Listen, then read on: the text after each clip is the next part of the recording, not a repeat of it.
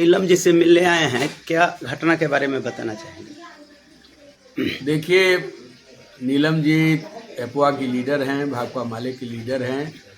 हमको तो पहले फेसबुक के जरिए जानकारी मिली कि वो दोपहर में अपने घर श्री लेदर के शोरूम से लौट रही थी और एकदम क्रांति होटल के ठीक सामने पुलिस वर्दी में कुछ अपराधी खड़े थे और पुलिस का झांसा दिखला करके कि इधर से नहीं, इधर से जाइए, और इनके सारे जेवरात दिन के उजाले में दोपहर के 2:13 में छीन लिया गया।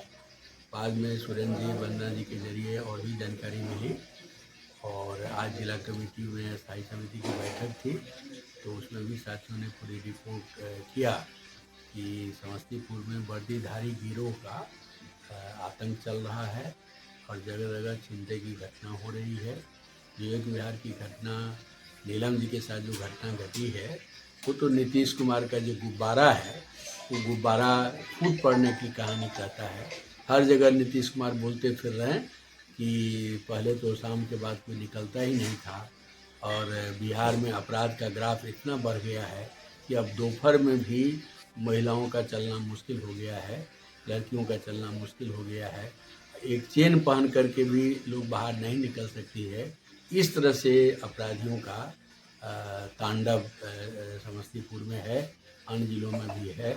तो आज मैं समस्तीपुर आया था, तो मैंने सोचा कि साथी से मिल लेते हैं क्या मामला है, और इस मसले को लेकर के समस्तीपुर की पार्टी भी मजबूती से सवाल को उठाएगी और जब तक अपराधियों की गिरफ्तारी नहीं होती है, समाज के सामान की बरामदगी नहीं होती है, तब तक ये संघर्ष तेज होगा। इस आंदोलन को तेज किया जाएगा और 2 मार्च को पटना में जो महाजुटान हो रहा है, तो बढ़ता हुआ जो अपराध है, महिलाओं के प्रति जो घटनाएं घट रही हैं, चिंता की घटना या अन्य तरह की घटनाएं, उन सारे सवालों को भी मजबूती से उठाया जाएगा। लेकिन संदेश साफ है कि अब नीतीश जी के शासन में पुलिस कोई काम की नहीं रह गई है।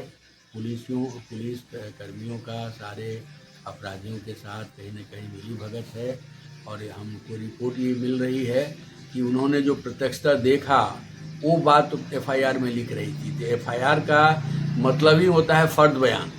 हमने जैसा देखा, हमने जैसा समझा, उस आधार पर हमारा फर्द बयान ही एफआईआर होता है। एफआईआर के बयान को पुलिस को बदलने का कोई अधिकार नहीं है। ये तो जब उन्होंने कहा, पुलिस के वर्दी में जो लोग खड़े थे कि आप इधर से नहीं जाइए, इधर से जाइए, तो ये पुलिस समझ करके ही उसके इंस्ट्रक्शन पर मैंने थोड़ा सा साइड हो गई और बाद में वही लोग इनके छिनतई का काम किया। इन्होंने पुलिस उसकी गाड़ी को पकड़ने का भी काम किया। बाद में इनके हाथ को मरोड़ करके गाड़ी छुड़ा करके वो लोग भाग गया और एकदम मेन माने मुख्यालय से प्रशासन के मुख्यालय से 500 मीटर की भी दूरी पर ये जगह है और खुलेआम, इसका मतलब प्रशासन का, पुलिस का, अपराधियों का के ऊपर कहीं कोई अब मैंने भय नहीं रह गया है। लोगों को लग रहा है कि हमारा ही राजपाट है, हमारे ही बात होगी, हमको ही संरक्षण मिलेगा और पुलिस वालों के साथ मिलीभगत है। तो ये जो घटनाएं घट रही हैं बहुत ही चिंताजनक है, बहुत ही डरावना है। अब कोई महिला दोपहर में कैसे निकलेंगी, दिन के उजाले में कैसे निकलेंगी? कहीं शादी में जाना होगा, कहीं किसी रिलेटिव के यहाँ जाना होगा, तो निश्चित रूप से उनके पास जो जेवर हैं वो जेवर पहन करके निकलेंगी। उनकी यात्रा सुरक्षित नहीं है, उनका घर वापसी सुरक्षित नहीं है, उनके जो सामान हैं वो सुरक्षित नहीं है।